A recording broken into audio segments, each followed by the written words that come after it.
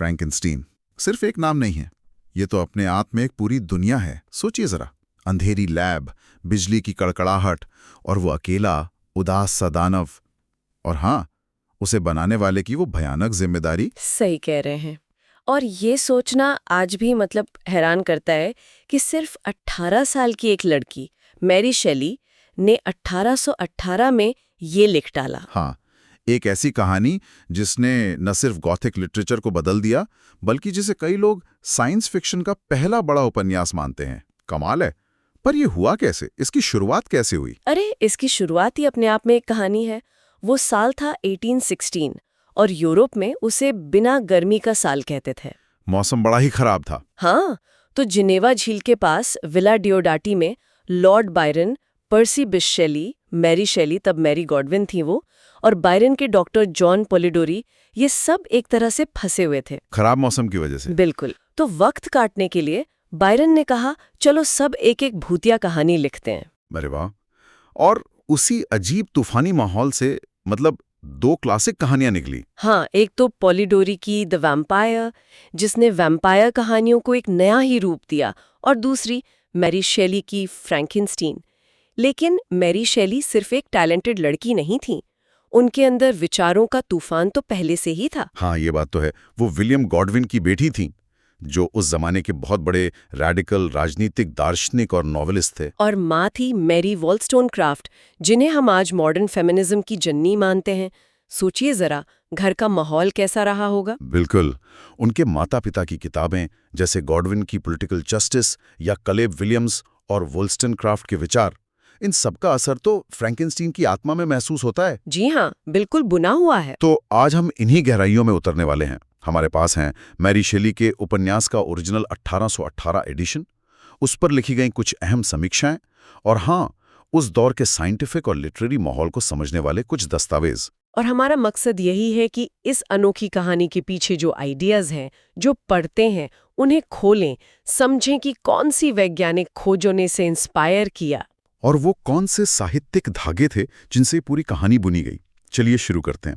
तो वो पहली चिंगारी कहाँ से आई? वो साइंटिफिक माहौल कैसा था उस वक्त, जिसने विक्टर फ्रैंकेनस्टीन जैसे किरदार को जन्म दिया? वो एक जबरदस्त उथल-पुथल और खोज का दौर था। साइंस पुरानी सोच को चैलेंज कर रहा था, और हवा में एक अजीब सी बिजली दौड़ रही थी। सचमुच सचमुच हाँ, एक आइडिया जिसने लोगों की कल्पना को जकड़ रखा था, वो था गैल्वेनिज्म। एक इटालियन साइंटिस्ट थे, लुइजी गैल्वानी। उन्होंने मेंढकों के मरे हुए पैरों पर एक्सपेरिमेंट किए थे। अच्छा। और दिखाया था कि बिजली के झटके से उनमें हरकत पैदा हो सकती है। ओह, तो लोगों को लगने लगा कि शायद बिजली ही जीवन का रहस्य है। विक्टर फ्रैंकेनस्टीन तो बिल्कुल यही करता है, अपने दानव को जगाने के लिए बिजली का इस्तेमाल। ये तो सीधा कनेक्शन लगता है। हाँ, ये उस समय के सबसे हॉट टॉपिक्स में से एक था। हालांकि गैल्वानी खुद अपने नतीजों को लेकर बड़े सावधान थे, पर लोगों की कल्पना तो दौड़ पड़ी। क्या बिजली मरे हुए को जिंदा कर सकती है? शेली ने अपनी 1831 की प्रस्तावना में इसका जिक्र भी किया है। और इसी के साथ एक और बड़ा आइडिया था, वाइटलिज्म, जीवन शक्ति का सिद्धांत। इसे इरास्मस डार्विन जैसे विचारकों ने आगे बढ़ाया था। इरास्मस डार्विन, चार्ल्स डार्विन के दादाजी, उनका क्या नजरिया था इस पर? डार्विन मानते थे कि जीवन एक खास जीवन शक्ति, या कह लीजिए वाइटल फ्लूइड से चलता है, शायद बिजली जैसा ही कुछ। और वो स्पॉन्टेनियस जेनरेशन, जीवन का अचानक निर्जीव चीजों से पैदा हो जाना, इस पर भी सोच रहे थे। अरे बाप रे। हाँ, और अलैंगिक प्रजनन की संभावनाओं पर भी। शेली ने पर्सी शेली द्वारा लिखी गई उपन्यास की मूल प्रस्तावना में डार्विन का जिक्र भी किया है, ये कहते हुए कि भाई ऐसी रचना असंभव नहीं मानी जा सकती। लेकिन क्या इरास्मस डार्विन विक्टर के काम को सही मानते? ये सवाल दिलचस्प है। शायद नहीं। मैरिलिन बटलर जैसे क्रिटिक्स कहती हैं कि डार्विन विकासवादी थे। वो मानते थे कि सेक्सुअल रिप्रोडक्शन यानी लैंगिक प्रजनन प्रकृति का सबसे एडवांस्ड तरीका है। अच्छा। तो विक्टर का अकेले बिना किसी फीमेल पार्टनर के एक नया जीवन बनाना, ये तो उनके हिसाब से प्रकृति के नियम के खिलाफ था। एक तरह का बायोलॉजिकल पतन था ये। और डार्विन का ये भी मानना था कि अलैंगिक प्रजनन से जो संतानें पैदा होती हैं, वो अक्सर अपने जनक की कार्बन कॉपी होती हैं। जैसे फ्रैंकेनस्टीन का दानव विक्टर का ही एक भयानक अक्स, उसका डबल बन जाता है। मतलब विक्टर के अपने अंदर के दबे हुए जुनून और डर का जीता जागता रूप। बिल्कुल सही। ये डबल का आइडिया उपन्यास में बहुत गहरा है। अच्छा, इसके अलावा एक और साइंटिस्ट थे, सर हम्फ्री डेवी। बहुत मशहूर केमिस्ट थे। हाँ, सुना है नाम। ऐसा माना जाता है कि मैरी और पर्सी शेली शायद उनके लेक्चर सुन रहे थे और मैरी उनके काम को पढ़ भी रही थी। डेवी को साइंस की अनलिमिटेड पॉसिबिलिटीज में बहुत विश्वास था। उन्हें लगता था कि इंसान प्रकृति के गहरे से गहरे राज खोल सकता है, यहाँ तक कि बिजली और भूकंप जैसी ताकतों को भी कंट्रोल कर सकता है। ये आशावाद, ये ऑप्टिमिज्म तो विक्टर फ्रैंकेनस्टीन की शुरुआती एम्बिशन में साफ झलकता है ना? वो भी तो प्रकृति के रहस्यों को भेदना चाहता था, एकदम कंट्रोल करना चाहता था। हाँ, डेवी का वो जोश विक्टर के जुनून से मिलता है, लेकिन उपन्यास सिर्फ साइंस की तारीफ नहीं करता। ये मॉडर्न साइंस और पुरानी कीमिया यानी एल्केमी या जादू टोने के बीच का तनाव भी दिखाता है। कैसे? विक्टर शुरू में कॉर्नेलियस अग्रिपा जैसे कीमियागरों से बहुत प्रभावित होता है, फिर मॉडर्न केमिस्ट्री की तरफ मुड़ता है, लेकिन जब उसका एक्सपेरिमेंट इतना भयानक रूप ले लेता है तो वो वापस अलौकिक शक्तियों और दानव को एक शैतानी ताकत मानने लगता है। ये साइंस के प्रति उसके बदलते नजरिए को दिखाता है। वाइटलिज्म बनाम मटीरियलिज्म, मतलब भौतिकवाद, कि जीवन आखिर है क्या? कोई रहस्यमयी जीवन शक्ति या सिर्फ शरीर के अंगों और केमिकल प्रोसेस का नतीजा? ये उस दौर का एक बड़ा वैचारिक झगड़ा था। मैरिलिन बटलर का तर्क है कि मैरी शेली अपने पिता विलियम गॉडविन की तरह भौतिकवाद यानी मटीरियलिज्म की तरफ झुकी हुई थी। अच्छा। उनके अनुसार विक्टर फ्रैंकेनस्टीन पुराने खारिज हो चुके वाइटलेस विचारों के साथ अनाड़ीपन से एक्सपेरिमेंट कर रहा है, और उसकी नाकामी ये दिखाती है कि जीवन को इस तरह आर्टिफिशियली नहीं बनाया जा सकता। ये एक तरह से पुराने रूढ़िवादी विज्ञान की आलोचना है। लेकिन क्या सभी आलोचक इस बात से सहमत हैं? नहीं, कुछ मानते हैं कि भले ही पर्सी शेली ने उपन्यास में कुछ मटीरियलिस्ट शब्द जोड़े हों, लेकिन कहानी का जो मूल भाव है वो वाइटलिज्म के ज्यादा करीब लगता है। मतलब ये कि प्रकृति एक पवित्र, आपस में जुड़ी हुई व्यवस्था है और विक्टर उसका उल्लंघन करके एक नैतिक अपराध करता है।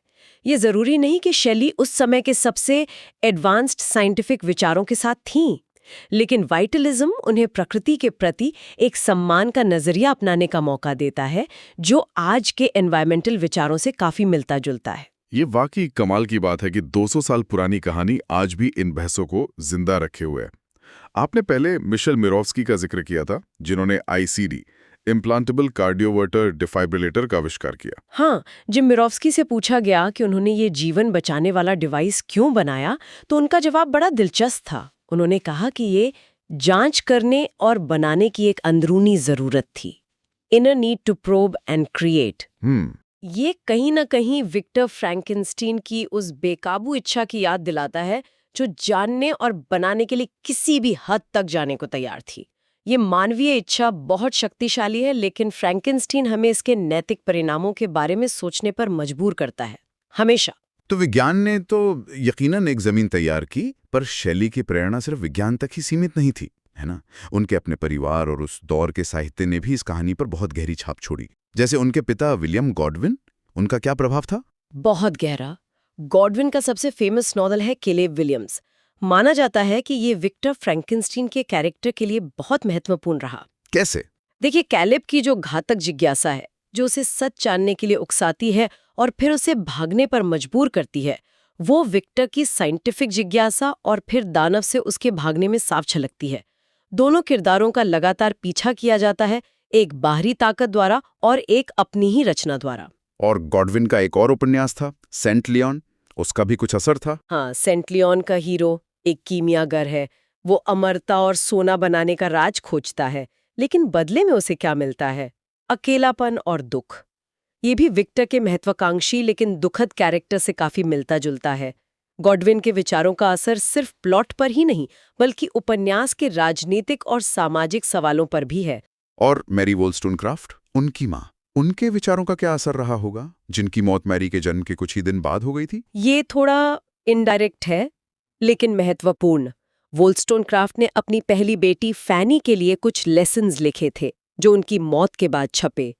कुछ आलोचक मानते हैं कि इन लेसन्स में बच्चों को आसान से मुश्किल चीजें सिखाने का जो तरीका बताया गया है, उसने शायद दानव की शिक्षा और भाषा सीखने की प्रक्रिया को प्रभावित किया हो। अच्छा। हाँ, दानव भी धीरे धीरे दुनिया को समझता है, ठीक वैसे ही जैसे एक बच्चा सीखता है, खासकर डी लेसी परिवार को छिपकर देखते हुए। ये तो हुए पारिवारिक प्रभाव, लेकिन सबसे ज्यादा दिलचस्प शायद वो किताबें हैं जो दानव खुद पढ़ता है। ये उसके कैरेक्टर और उसकी सोच को कैसे बदलती हैं। अरे ये तो उसके विकास के लिए बेहद जरूरी है। वो एक झोपड़ी में रखी 3 किताबें पढ़ता है, प्लूटार्क की लाइव्स, गेटे की द सॉरोज ऑफ यंग वर्टर और वॉल्नी की रूइंस ऑफ एम्पायर्स।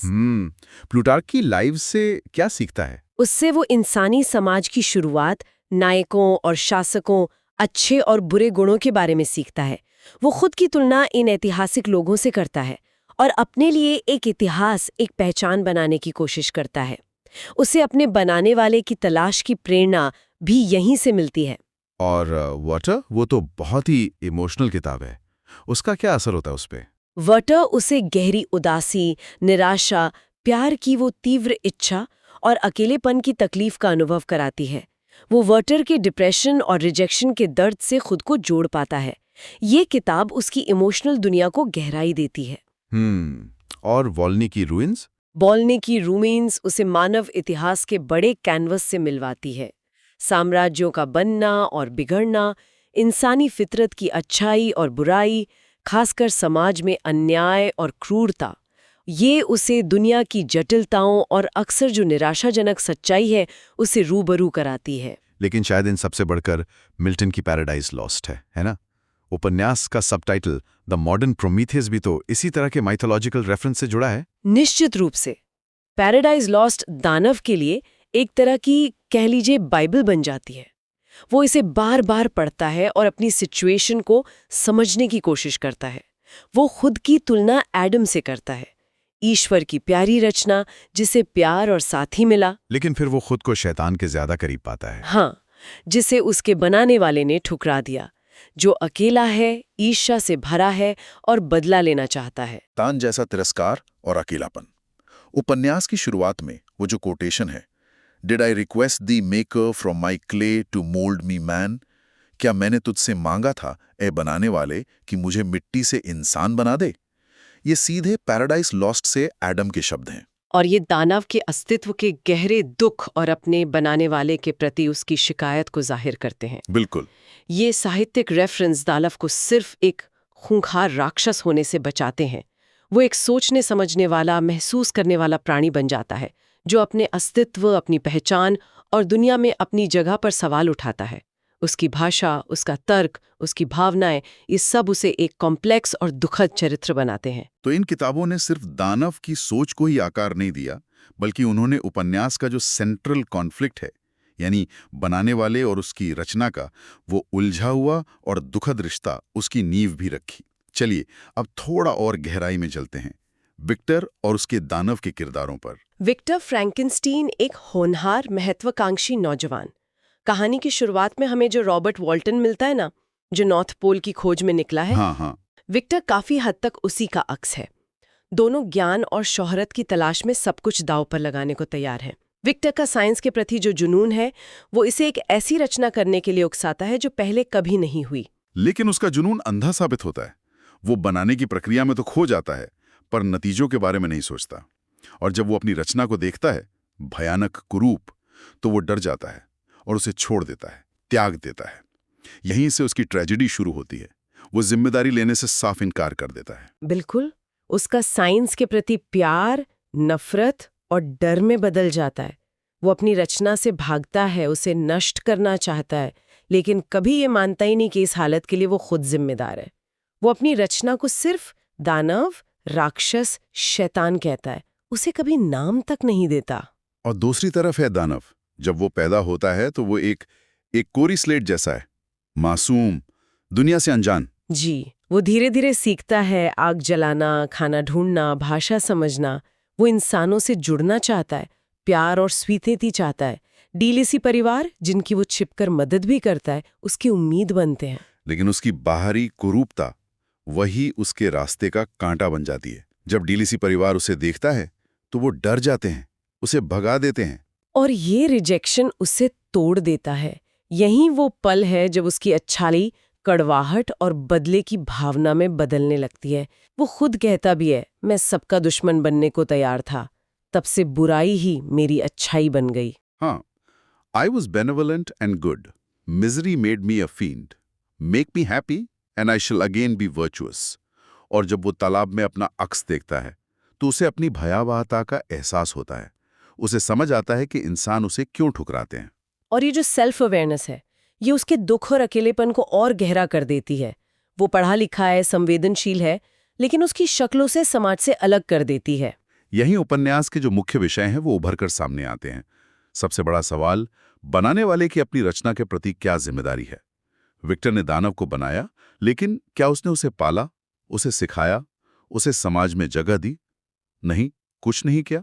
और ज्ञान और तकनीक के क्या परिणाम हो सकते हैं, ये सवाल भी उठता है। क्या विज्ञान खतरनाक हो सकता है? विक्टर का ज्ञान विनाश लाता है क्योंकि वो नैतिक जिम्मेदारी के बिना हासिल किया गया है।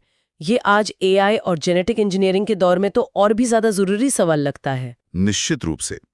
फिर वो दिखावट बनाम वास्तविकता का थीम। दानव बाहर से भयानक है, लेकिन अंदर से वो स्नेह और समझ जाता है। समाज सिर्फ उसकी बाहरी कुरूपता देखता है, उसके अंदर की इंसानियत को नहीं देख पाता। ये पूर्वाग्रह और सामाजिक बहिष्कार के खतरों को दिखाता है। साथी और प्यार की जरूरत भी एक सेंट्रल थीम है। दानव की सारी हिंसा और नफरत इसी जरूरत के पूरे न होने से उपजती है। वो विक्टर से एक साथी बनाने की मांग करता है, सिर्फ इसलिए ताकि उसे अकेला ना रहना पड़े। वो कहता है, मैं अकेला हूं और दुखी, इंसान मुझे स्वीकार नहीं करेंगे, मुझे अपनी जैसी एक साथी दो। और जब विक्टर ये मांग ठुकरा देता है तो दानव का बदला और भयानक हो जाता है। विलियम की हत्या, जस्टिन को फंसाना, फिर विक्टर के सबसे करीबी दोस्त क्लेरवाल और आखिर में उसकी पत्नी एलिजाबेथ की हत्या, ये सब विक्टर के इनकार और उसकी जिम्मेदारी से भागने का सीधा नतीजा है। पारिवारिक जिम्मेदारी का विषय भी कई लेवल पर है।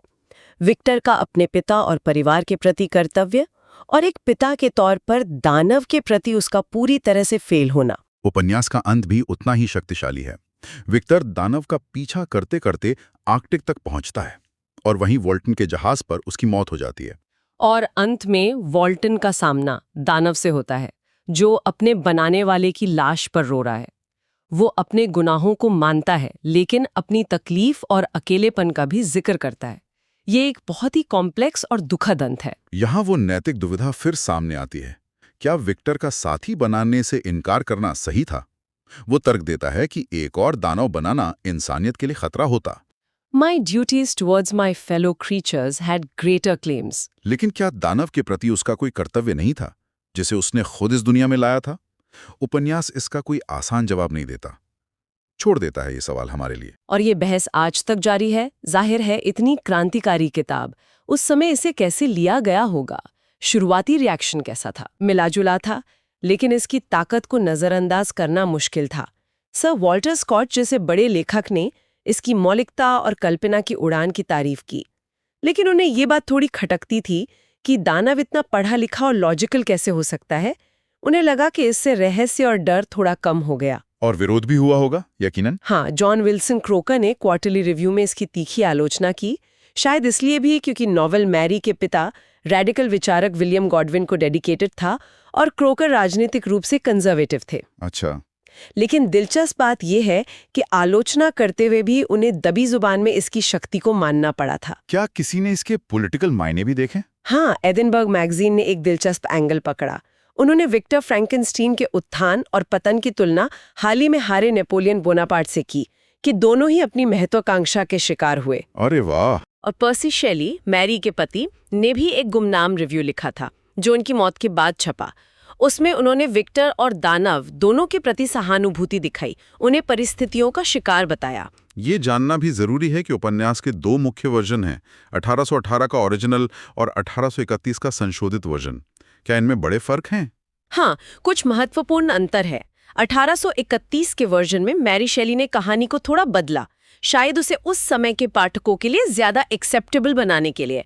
विक्टर के कैरेक्टर को थोड़ा कम जिम्मेदार और भाग्य का शिकार दिखाया गया। एलिजाबेथ के रिश्ते को भी बदला गया। अच्छा, कैसे? पहले दत्तक बहन थी, फिर उसे कजिन बना दिया गया। पर्सी शेली ने भी ओरिजिनल वर्जन के संपादन में मदद की थी, भाषा सुधारी थी और शायद कुछ फिलोसॉफिकल एलिमेंट्स भी जोड़े थे। ये वर्जन दिखाते हैं कि कहानी समय के साथ कैसे इवॉल्व हुई। लेकिन कहानी का जो मूल मर्म है, बनाने की शक्ति और उसके साथ आने वाली जिम्मेदारी का सवाल, वो दोनों वर्जन में बना रहा। तो इन सब का मतलब क्या है आज हमारे लिए? 2 सदियों से ज्यादा समय बीत चुका है। फ्रैंकेनस्टीन आज भी हमें क्यों खींचता है? शायद इसलिए कि ये जिन बुनियादी सवालों से जूझता है वो आज पहले से कहीं ज्यादा रिलेवेंट है। हम एक ऐसे युग में जी रहे हैं जहां आर्टिफिशियल इंटेलिजेंस यानी एआई तेजी से बढ़ रही है। जेनेटिक इंजीनियरिंग हमें जीवन के कोड को बदलने की ताकत दे रही है। हम सचमुच निर्माता की भूमिका में आ रहे हैं। हाँ। तो फ्रैंकेनस्टीन एक चेतावनी की तरह है, अनियंत्रित महत्वाकांक्षा के खतरों और हमारी रचनाओं के प्रति हमारी नैतिक जिम्मेदारी की याद दिलाता है। ये सिर्फ विज्ञान के बारे में ही नहीं है, ये सामाजिक बहिष्कार, पूर्वाग्रह और सहानुभूति की जरूरत के बारे में भी है। दानव की कहानी हमें चुनौती देती है कि हम बाहरी दिखावे से परे देखें, जो हमसे अलग हैं उनके दुख और अकेलेपन को समझें। क्या हम आज भी अपनी दुनिया के दानवों को ठुकरा रहे हैं, सिर्फ इसलिए कि वो अलग दिखते हैं या सोचते हैं? बिल्कुल सही सवाल है, और कहानी का अंत भी हमें सोचने पर मजबूर करता है। विक्टिम मरते समय वॉल्टन को सलाह देता है, seek happiness in tranquillity and avoid ambition. शांति में सुख खोजो और महत्वाकांक्षा से बचो। क्या ये सचमुच उपन्यास का अंतिम सबक है? या फिर महत्वाकांक्षा अपने आप में बुरी नहीं है, बस उसे ज्ञान, नैतिकता और जिम्मेदारी के साथ साधना जरूरी है? बिल्कुल, ये एक ऐसा सवाल है जो हर पीढ़ी को खुद से पूछना होगा। आज के दौर में जहां इनोवेशन और एम्बिशन को इतना बढ़ावा दिया जाता है, फ्रैंकेनस्टीन की गूंज शायद पहले से कहीं ज्यादा तेज सुनाई देती है। जी हाँ, और ये जो हमारी गहरी और विचारोत्तेजक बातचीत हुई, ये मैरी शेली के उपन्यास के मूल पाठ, उस पर हुए कई दशकों के विश्लेषणों और हमारे पास उपलब्ध उस दौर के वैज्ञानिक, साहित्यिक और ऐतिहासिक संदर्भों पर आधारित थी। ये कहानी हमें हमेशा याद दिलाती रहेगी कि बनाने की शक्ति के साथ जानने और समझने की और सबसे बढ़कर जिम्मेदारी लेने की क्षमता भी आनी चाहिए।